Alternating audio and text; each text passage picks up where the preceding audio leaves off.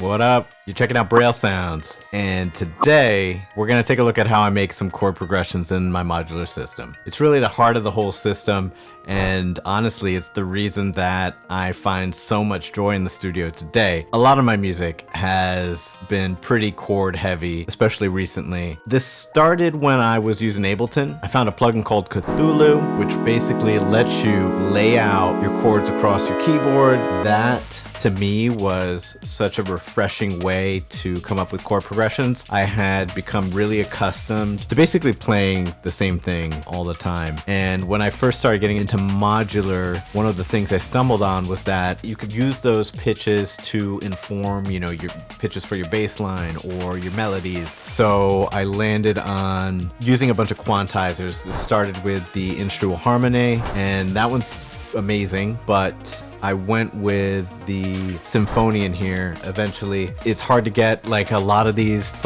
things. The only reason that I jumped from the Harmony to this is that there's just so many inputs and outputs. You can control everything, and it doesn't need to be just based on the 4 notes of your chords. You can take in random pitches or random CV, and it will quantize those pitches to the notes in your chord or whatever scale you have around that. So that's what we're doing. We've got our chords powered from here, and we also have our bass line. It's getting looped random CV from marbles, and then it's outputting quantized pitches from the Sinfonion to the complex oscillator over here. And in terms of the chords, we've got 2 oscillators. We've got the Instruo Saich, which I just love the sound of. It's a sawtooth core. You can get some nice sort of pseudo super saw sounds if you detune some of the oscillators. Honestly, it's a bitch to tune.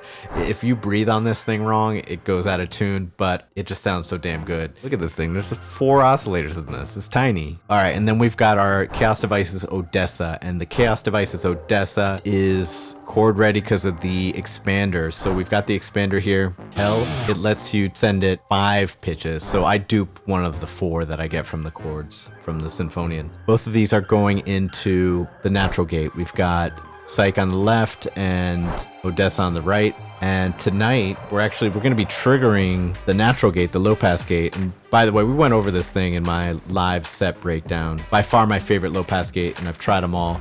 It just has such great hands-on control. You can get a lot of variety out of it. We're going to be triggering it with the Play Fader. This bad boy right here is made by a company, Play All Day. Yeah, I can get down with that. What a great name, right? Play All Day. Hell yeah. So we're going to be controlling the decay of the low pass gate with our faders here. Nice chunky faders. A lot easier than the tiny ones on natural gate, although those are great. And then we're going to be triggering our low pass gate here as well. And we've got separate channels for our Saich and our Odessa. What that's going to let us do is get some variety going with the chords, with the stabs that we're gonna get going here. We'll take a look at some bass lines derived from those chords, how we can manipulate them as well. We'll probably throw some drums in too, why not, right? So let's get started. Let's take a look here. Really, the heart of it all, the Sinfonion. So right now you see we've got a single chord here. It's C Lydian. And I'm not saying you need to even know what Lydian is or Phrygian or any of these like chord modes.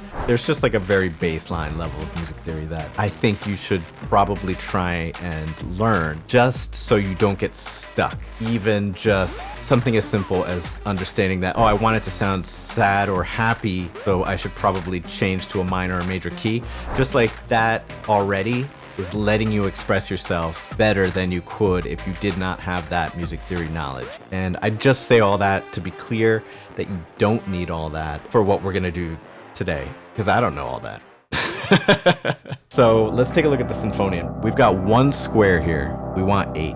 We've got our controller down here. These are 2 pressure points, so we've got 8 different steps we can trigger. That's what these are all connected to. But we've only got 1 step right now, so let's go ahead. The first thing we're gonna do, we're gonna add steps until we have 8. So we've got 8 steps now. The last piece of the puzzle here is this Shackmat Bishop's Miscellany. It's amazing. You might be saying to yourself, hey Praveen, it's just a fucking CV looper, and you'd be correct, but nothing else loops like this thing.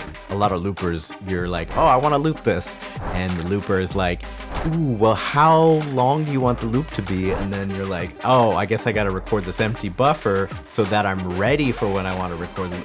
the loop's already gone. It's already gone. I can't handle all that setup, especially when you want to change the length of the loop on the fly. This thing is simple and it might be less flexible than some other loopers, but it's always recording. It's got that buffer and you literally can just flip that switch and it's looping. So once we come up with some trigger rhythms later, after we've got our chord progressions, then we're gonna use that to loop the rhythm of the chords. Let's get started.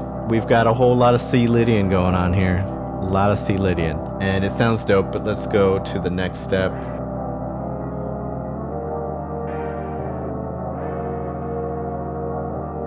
We're just trying to create our palette so that we can then go in and mess around, have some fun, and hopefully come up with a dope chord progression, or even two chords that we go back and forth between that we like and that we're vibing with. So step 3, do a little F minor. I like the sound of that. Let's do a C7 there, and because we started with a C Lydian, it's probably gonna make some sense at some point. I like to throw in like a major chord here and there.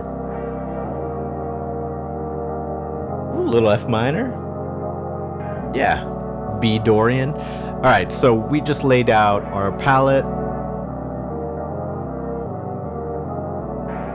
See that 7th in the Lydian, slight variation. It's gonna be fun if we wanted to sort of like make some descending or ascending chord progressions to go between those two.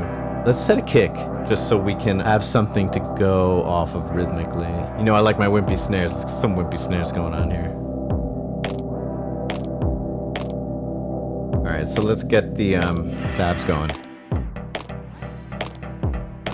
All right, so we've got one chord and a nice rhythm, and sometimes I do the rhythm first, sometimes I do it after I have the progression, just to keep things moving along. Let's do it first.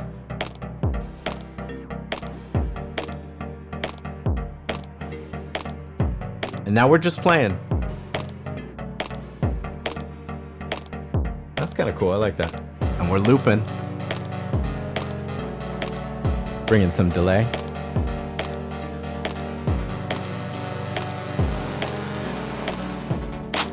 All right, so let's check out the bass line. So, like I said, the bass is getting random voltage looped from marbles. It is then spitting out quantized voltages that match with the key of each chord that I'm playing. And then something interesting is going on with the rhythm of the bass. It is a Euclidean sequence being generated from PAMs. So we've got PAM sending out triggers from a Euclidean sequence to this steady state fate. That is a low pass gate that the complex oscillator or bass oscillator goes into. That's how we get the nice plucky bass lines. But here's the fun bit. I definitely stole this from an amazing Mylar Melodies video, which I highly recommend, and I will link in the description. If you want to get like a little variation that still lives within this very looped, you know, vibey or rhythmic pattern, modulating the trigger count of a Euclidean sequence is a great way to achieve that. So that's what we're doing here.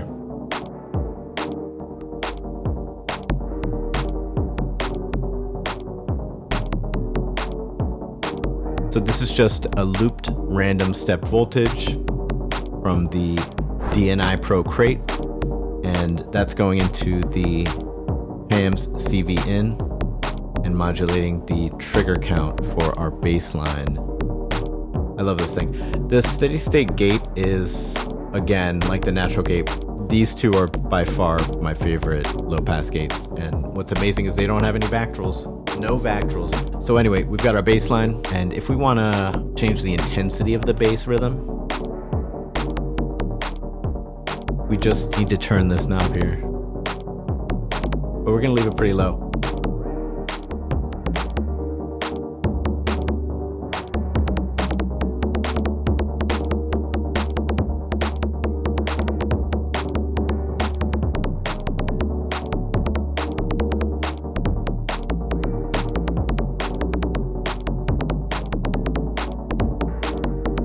Let's get some other drums going on here. Let's get some ultra perk.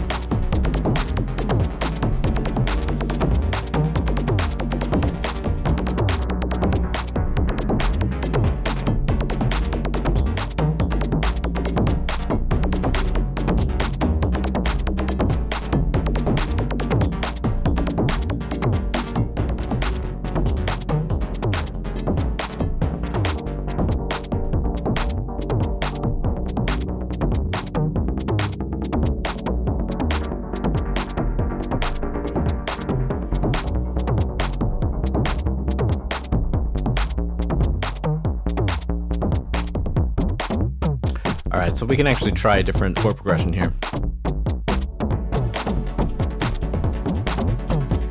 Let's clear out the rhythms.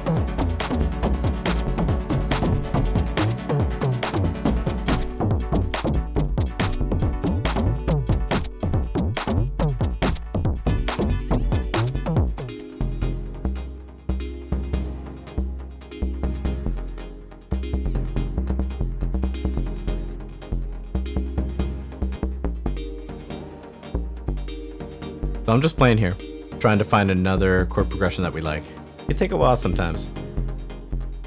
I have some breaks here.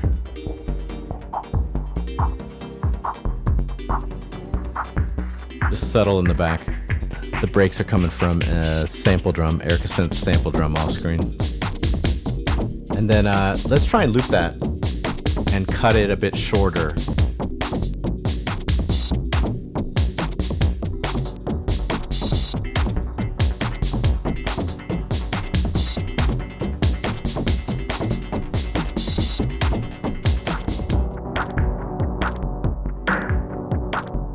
Alright, that's about it. Well, thanks for checking out Braille Sounds. I hope you learned a thing or two about how you might make your own chord progressions in either your modular system or even just Ableton. And yeah, I'll see you next time.